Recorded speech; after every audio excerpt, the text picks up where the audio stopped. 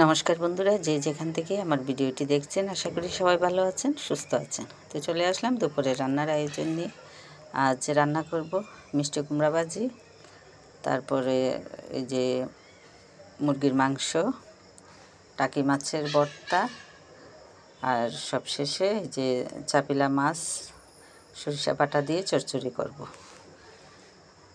তো হয়তো অনেকেই ভাবতে পারেন যে প্রতিদিনই টাকি মাছের ভর্তা, গতকালও টাকি মাছের জোড়া ছিল, আজকেও এই টাকি মাছের ভর্তা।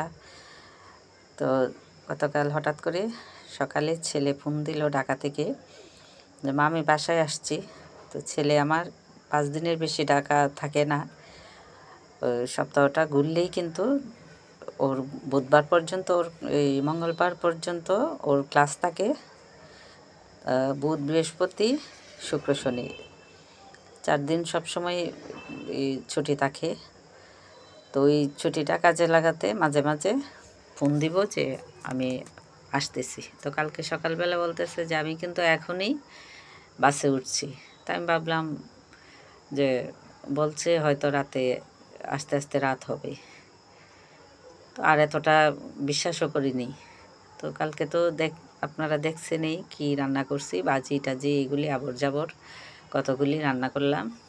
তো সন্ধ্যার দিকে সত্যি সত্যি সে শহরে এসে ফোন দিল, মা আমি এসে পৌঁছেছি, এখন বাসায় আসবো না, একটু বন্ধুদের সাথে আড্ডা দিয়ে তারপরে আসবো। তো ঠিক আছে এগুলি বলার পরে তো রাতে আসলো ঘরে, বলল বাদ দেও। আমার ছেলে কিন্তু ঘরে ঢুকেই আগে খাবার চাইবে। তো বললাম যে টেবিলে ভাত এই বাড়া আছে, খেয়ে নাও। তো ভাত খেতে বসে বলতেছে আয় হায়, আমি ঢাকা থেকে কি আসছি এই মাছ খাওয়ার জন্য? ওই যে মাংস রান্না করি নাই এই জন্য। আমি কই আগে খাওয়া শুরু কর তারপরে বলিস। তো খেতে বসছে, তারপরে বলতেছে ওই যে টাকি মাছের ঝুরা, ওটা খেয়ে বলতেছে যে আজকে করার জন্য যে টাকি মাছের ভর্তাটা আজকে আরেকবার করব, অনেক স্বাদ হয়েছে। তখন বললাম ছেলেকে যে যাই রান্না করি খাওয়ার মতো করেই কিন্তু করি, যেন এই যে খাবারে বসে না বলতে পারে যে মাংস ছাড়া খেতে পারবো না, এই না সেই না। তো ওই হিসাবে কিন্তু আজকে আবার টাকি মাছের ভর্তাটা, তো ওই ছেলে বলল শুকনা মরিচ যেন না দেই, আজকে কাঁচা মরিচ দিয়ে যেন এই টাকি মাছের ভর্তাটা করি। তো ছেলের উদ্দেশ্যে কিন্তু এই যে মাংস রান্না আর কাঁচামরিচ দিয়ে টাকি মাছের ভর্তাটা করব। তো যে কয়দিন থাকবে ওই মাংসের উপরেই কিন্তু আমার দোকানটা যাবে, প্রতিদিনই খেতে চায় মাংস, এরকম এক যন্ত্রণা। আমি তো বয়সটা কিন্তু সন্ধ্যার পরে দিচ্ছি।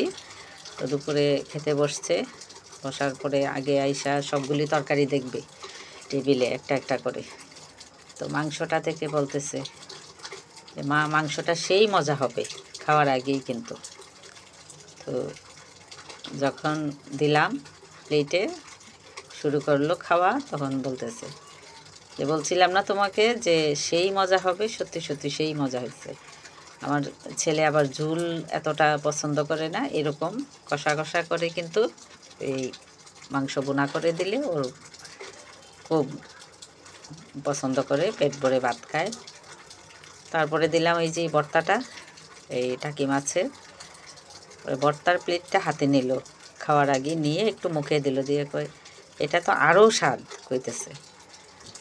পরে বললাম যে যতটুক লাগে তুই আগে খাইয়ে নে, তারপরে আমরা তো প্রতিদিনই খাই, বেশিরভাগ দিনেই তো আমরা দেখা যায় যে এই ভর্তা টর্তা এটা সেটা খাই।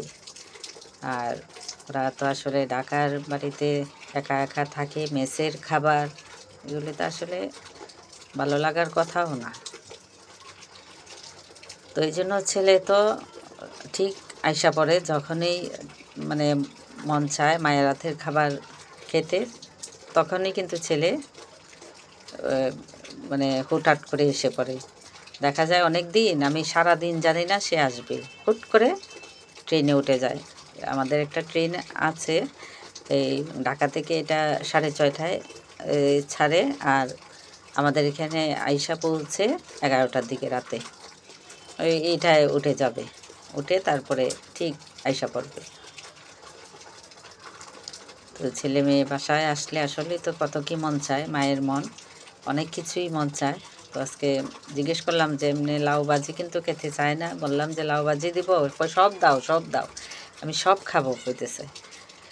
আমি পরে বললাম যে দেখো, মার কাছ থেকে বাইরে থাকলে তখন লাউ ভাজি শুটকি সবই খেতে মন চায়, আর রেগুলার বাসার যখন থাকতো তখন দেখা যায় তো ওই টাকাইতো না ওই টাকাইতো না, এরকম একটা ইয়ে করতো সবসময়। তো এই যে একে একে সবাইকে খাবার দিচ্ছি। আমার ছাদের থেকে জল পড়তেছে, টাঙ্কি পরে এটা শব্দটা আসছে। আমি বারান্দায় বসে ভয়েস দিচ্ছি, কোথাও কোনো সুযোগ নাই যাওয়ার, এরকম এক অবস্থা। তো বন্ধুরা, আজকে এই পর্যন্তই। ভালো থাকবেন, সুস্থ থাকবেন, আমার পাশে থাকবেন। ধন্যবাদ সবাইকে। এই যে মাংস নিয়ে নিয়ে সবাই ডাল লাগবে, সবারই ডাল লাগবে মাংসর সাথে। ডাল ছাড়া এই ঘরে কারোই খাবার সম্পূর্ণ হয় না। তো আজকে এই পর্যন্তই। ধন্যবাদ সবাইকে।